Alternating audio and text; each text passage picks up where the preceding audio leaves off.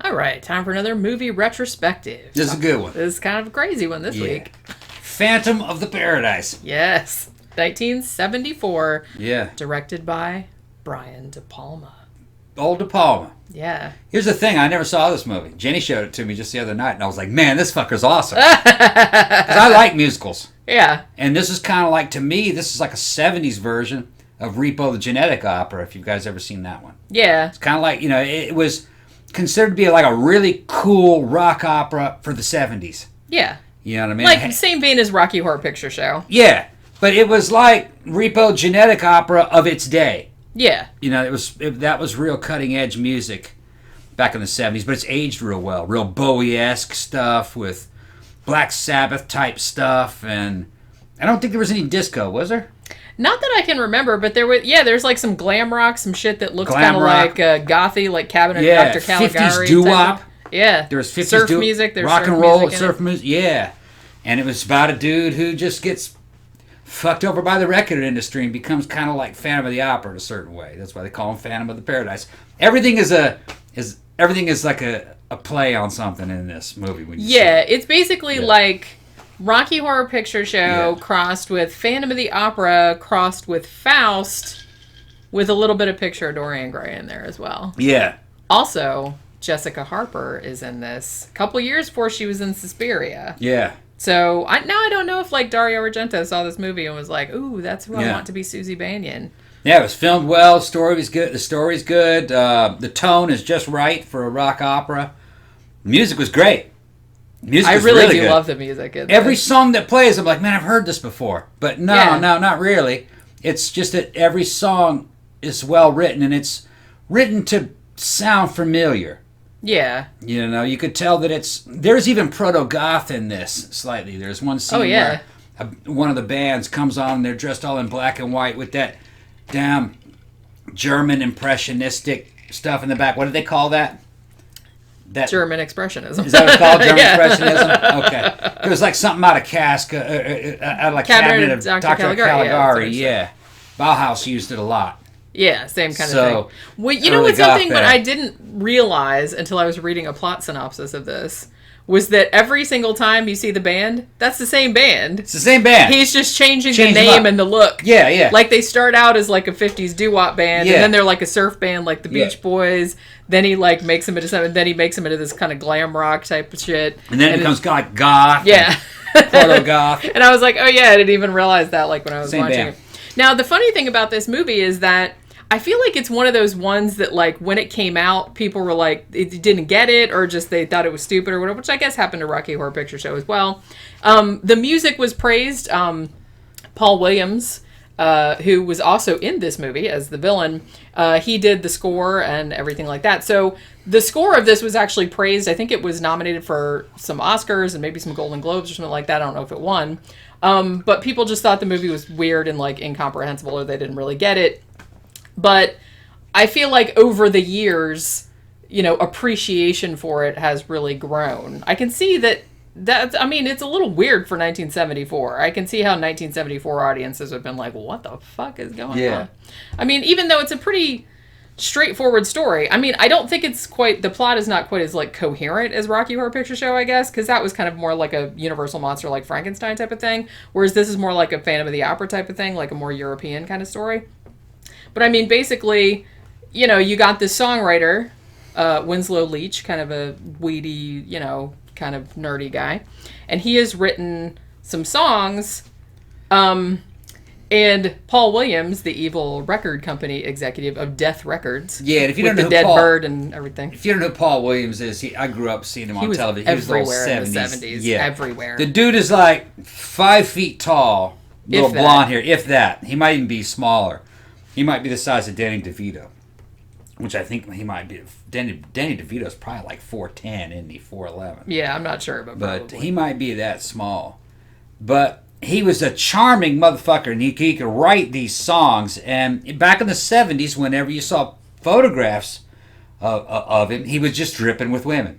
He always had these beautiful women with him. He's funny and charming. And he had a lot of money, and he could funny write and some charming, badass and songs. money goes a long way. Yeah, and he wrote cool songs, and he was a very cool guy. And he's alive to this day. Yeah. I think he's in his 90s now.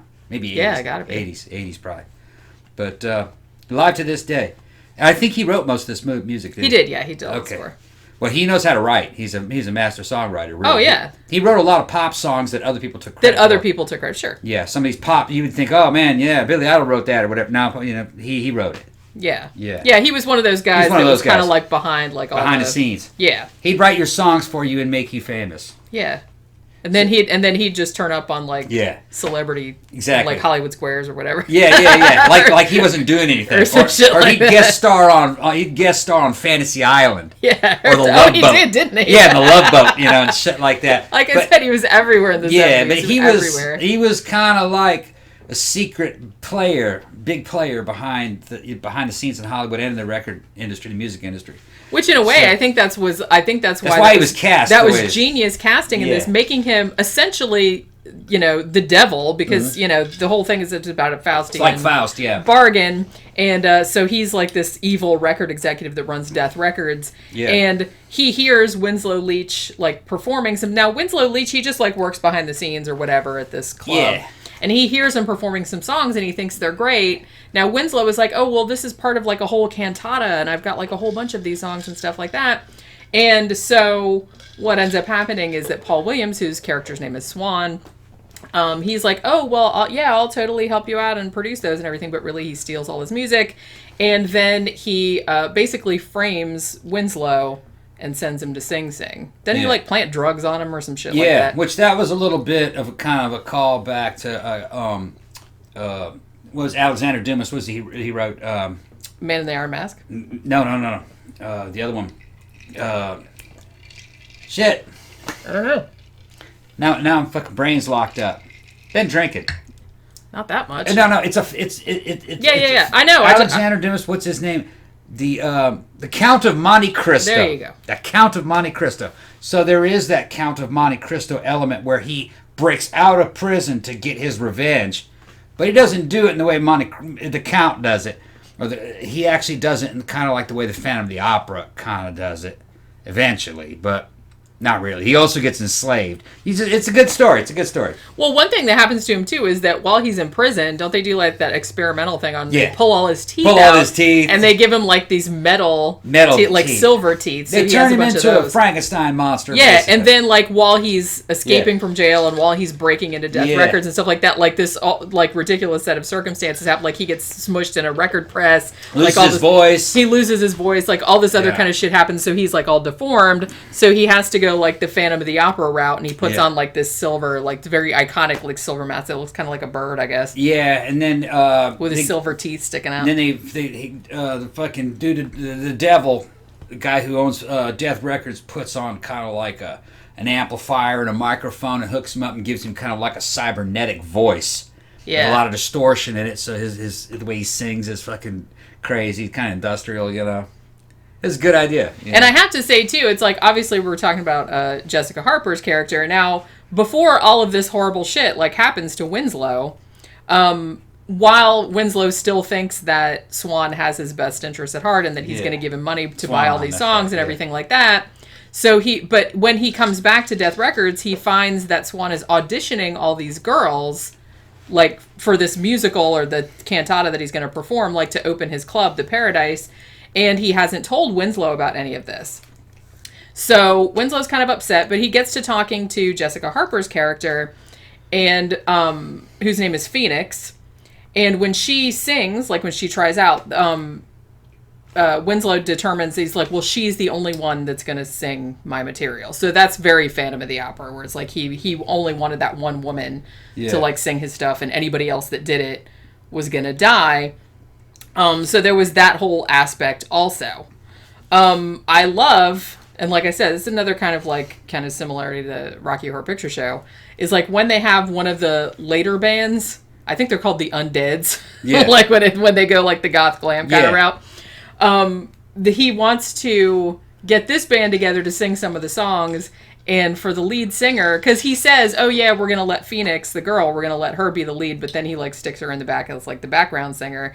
And then he gets this kind of hunky guy, like Rocky Horror, the monster in Rocky Horror kind of, except even more over the top. Like, he's got this crazy curly hair and, like, big-ass boots and everything. He looked really familiar. And his name is Beef. Beef, yeah. And he just has these great, like, rubbery facial expressions, and it's just, like, super fantastic. And he's like, kind of muscular and big and in good condition. He can sing like fucking crazy. I don't know who that actor is. But then he acts gay as hell. He's, like, really effeminate and gay. But he's also masculine. I guess you can see he's kind of, like, pansexual in a way. But it was but that was a glam rock. That was just the way glam rock was back in the so. Yeah. That was actually spot on character for the times. Yeah. That's how they were. It was like yeah. It's a good movie, man. I liked it. It really, I want to see it again. Yeah, it's like, and like I said, you know, we saw it come up on Shudder. Yeah, it's on Shudder. And I actually haven't seen it I hadn't seen it in a really long time. Plug in Shudder for free again. Well, it was on there, and that's why we ended up doing this, because I don't even know if this was on my list or not, but when I saw it pop up, I had, like, remembered. Yeah. I can't believe I didn't see this. I can't believe it either. I mean, it was okay. If you like The Wall, Pink Floyd The Wall, you'd like it. If you liked Grease, you'd like it. I'm trying to think of what else musical. If you liked Repo Genetic Opera, you'd like it. What else would you say in terms of musicals that this would compare with? It's just any kind of, like, weird like, if you liked I want to see Xanadu again. Yeah, oh, definitely. It might be like Xanadu. I remember Xanadu as a kid, me not really liking it that much, but I probably would like it now. You probably would. Yeah. And going a little bit newer, if you liked stuff like Velvet Goldmine, or Hedwig and the Angry Inch, you would probably dig this. It's like I said, it's kind of like, it's Brian De Palma, and it very much has his style, like, all over it. Okay. Sgt. Pepper Lonely Heart Club Band. Oh my God. Sgt. Pepper one. We have to do that. Sgt. Pepper, this is much better than Sgt. Pepper. Sgt. Pepper's actually shitty. But Sgt. Pepper was an awesome watch, because it was just kind of like watching music video after music video. It didn't really have a story to it. But I liked Sgt. Pepper. It kind of did. Kind of, but they were bullshitting you. They were bullshitting you. They were forcing a story into that just, it was just the most tenuous of links between. It's like, how can we write a story that kind of incorporates all of these Beatles all these Beatles songs so it kind of sounds like it goes in there. Like it's a story. But you know what? But I like Sgt. Pepper's. You know what? I saw that when I was a kid. And I must have seen that thing like 400,000 times. It's the Bee Gees, in case you didn't know. It's the Bee Gees are in it, and Aerosmith was in it. Peter Frampton's in it. Alice Cooper. So, but it's them doing, like, Beatles songs, and they'd kind of, like, made this flimsy story, like, around all these. And as objectively shitty as that movie is, I love that fucking movie. You know what I mean? It's a good movie to see when you're high. Yeah, it is. It's like there's something really comforting about it. That's what it's for. There's something really, you know what I mean? It's like Grease 2. It's like, I know it sucks. I know it's a bad movie. Yeah, but I love it. I can watch it over and over again and never get tired. Grease 1's a masterpiece on the other hand, though. Grease 1 was a masterpiece. Oh yeah, I never said that. And then that live Grease that they did, I have that on Blu-ray. I also remember the live television thing they did at Grease. That thing was awesome. They did a really good job. The casting I thought was better. Had Boys to Men that did the one thing, Beauty and it School had Dropout, Beauty School Dropout. Although I heard they did the same thing, that Fox Live thing. They did a version of Rocky Horror Picture Show, but I heard it wasn't good. Who? Of Rocky Horror Picture Show. That same. Yeah, they did the same. I don't know if it was the same cast or not, but it was like a similar type of thing. It was like a big event and everything. And I saw it was coming up, and I was like, oh, I should watch that. But then, like, everybody I know that saw it was like, oh, it was so bad, and I was like, oh, that makes that's me sad. so ingrained in people. Well, I thought Grease was too. I mean, but you know what? There was a lot of changes that they did in Grease.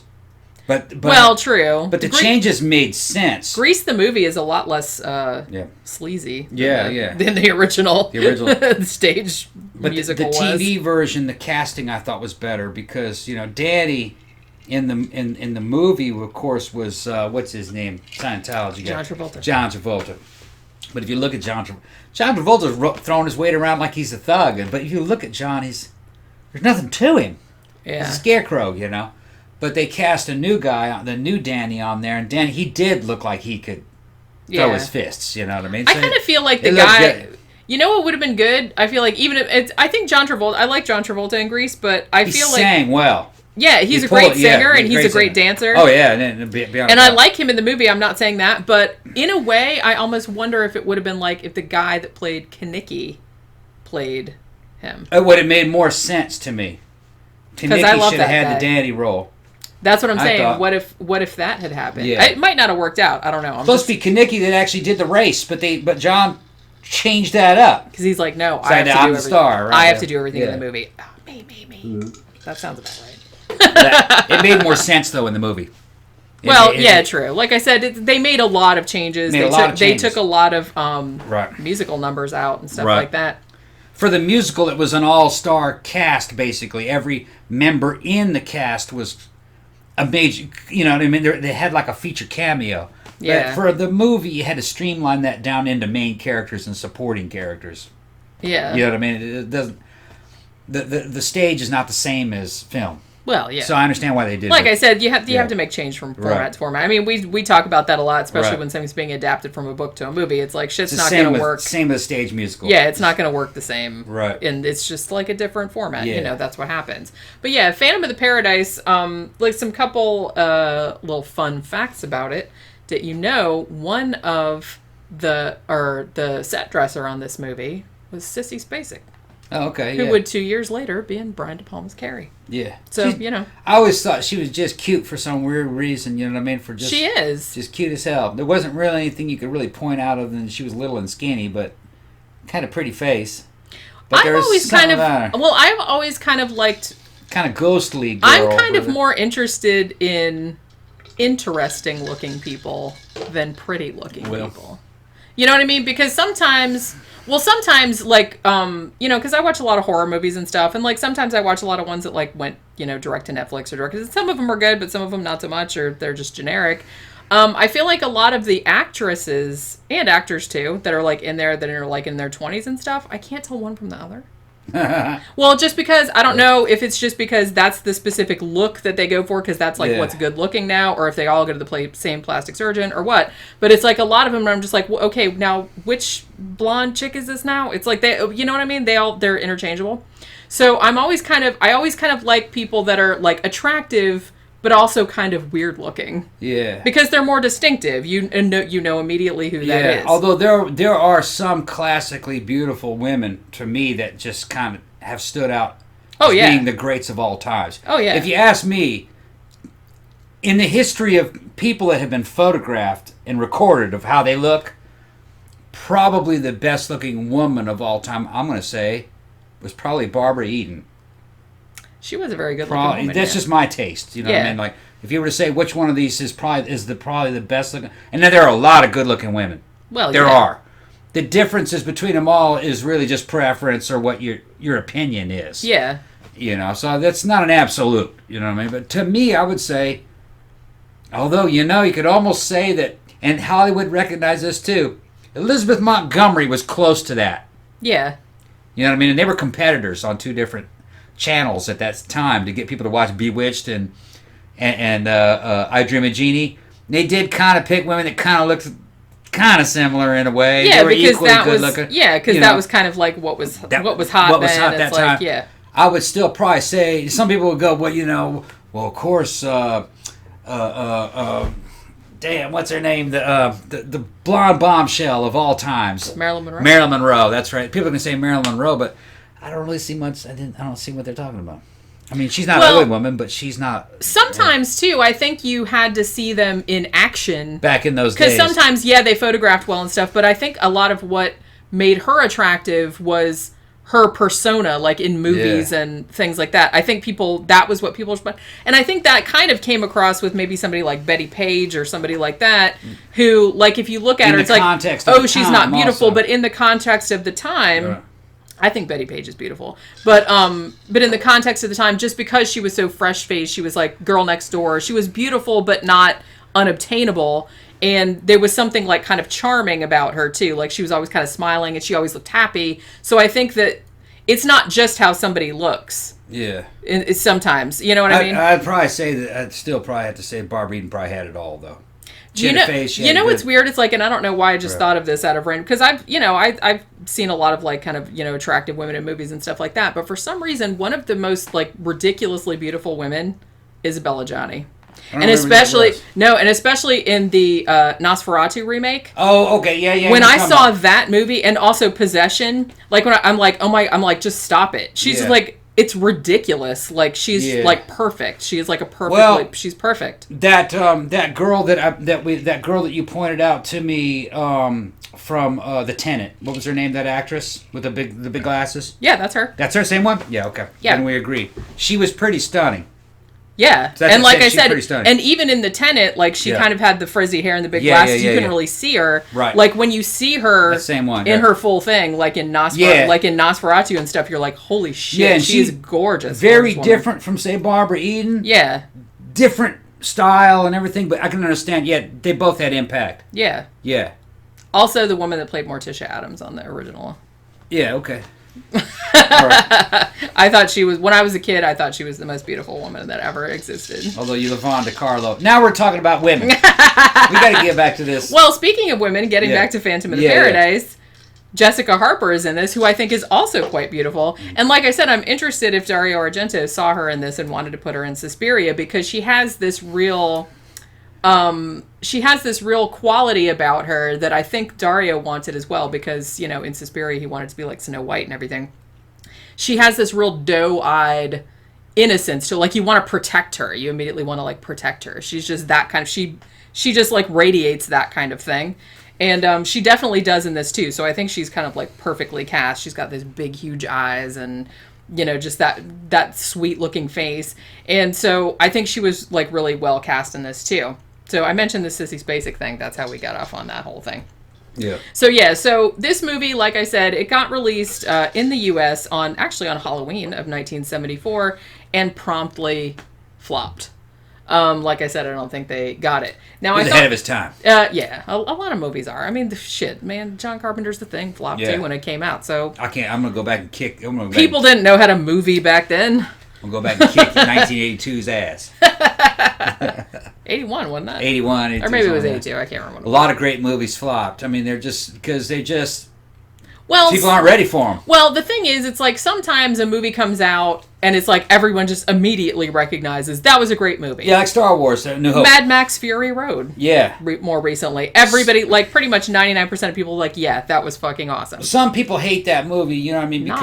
But those are they wrong. They think there's people. like gender politics in there. I see what they're talking about. Those are wrong. But I have to actually kind of squint to see what they're talking about, if you ask me. That's what I mean. To me, that the storyline of that movie and the gender politics in that movie, come on, that was about like what the other Mad Max movies were. I feel like people that made that complaint didn't see the other Mad Max movies. Yeah, because because it was very similar. There were always warrior women in the Mad Max movies. Well, and he was always kind of like a sideline character. Yeah, he was never really the main character. Not really. His origin story was the first one, and he wasn't even really the main character in that. I'm gonna have to say that actually Goose was the main character until Max rose to the occasion to avenge Goose's brain burned up. Yeah. Now the big mistake was that in Road Warrior, Lord Humongous really was supposed to be Goose. Goose burned up, who basically turned from the dark side, and he was supposed to get Max, join me in my armies. Oh, that would have been awesome. Yeah. That would have been awesome. I guess they figured, well, maybe people didn't see the first movie. We'll cut that out, but.